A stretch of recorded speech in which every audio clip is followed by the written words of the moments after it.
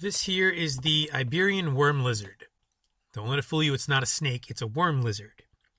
So scientists at the universities of Bath, Bristol, Yale, and George Washington University used information from fossils gathered around the world and DNA from living creatures to create a molecular clock to give a more accurate time scale of when the different species split apart from each other.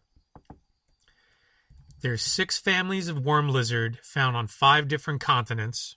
So they'd assumed that when the continents were connected in Pangaea, in quotes in their theory, that they spread apart then. But what they actually found was that the break in the species didn't occur until 30 million years, again, their numbers, not mine, 30 million years after their continental breakup, which they say happened 95 million years ago. And then 65 million, in quotes, years ago, the asteroid hit that killed the dinosaurs, is what they say.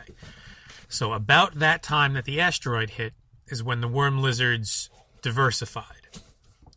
Now, what they expect us to believe, now these are, before I get into that, they say in the article that worm lizards live mostly underground and just kind of scavenge off dead and dying, decaying matter. Right? So they say their tunnels would have acted like a bomb shelter, allowing them to survive the asteroid impact. And then they rafted on the floods on like fallen trees or whatever. They don't exactly say because it doesn't make any sense. They would have rafted from North America to Europe, from North America to Africa, and then from Africa to South America. They say that's what their DNA investigation has shown, that's how the species diverted from each other. North America to Europe, North America to Africa, Africa to South America.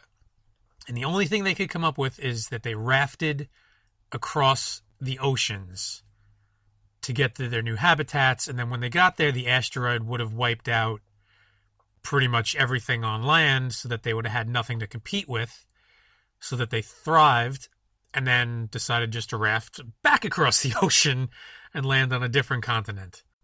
I wasn't there, so I don't know for sure, but neither were they, but they act like they know for sure. So does this little guy look like he would survive a journey across the ocean on a floating log? No, probably not. And they expect us to believe enough of them, not just 1 or 2 isolated ones, happen to take the journey and then survive it, but enough did to be able to reproduce and then have enough offspring to then colonize that territory, and then somehow, through an unknown event or flood or whatever, went back across the ocean again, like twice. It happened 2 times. 3 times, really. North America to Europe, North America to Africa, and then Africa to South America. I find it much more likely that the continents were either a lot closer, or they were still connected, which means that their time scale is completely off, which it is. There's millions of years and all this. It's wrong. All that stuff's wrong. I think it's much more likely that we're talking dinosaurs were on Earth with humans less than 100,000 years ago. Let's just say, as a round number, 100,000 years. The continents were all connected. The Earth was a lot smaller. The animals were a lot bigger. Different species of human type creatures, I guess, from different planets, different moons, different whatevers were here. All were here, giants, Nephilim, whatever you want to say, whatever label you want to put on it. They were all here. We were all here. Dinosaurs were all here.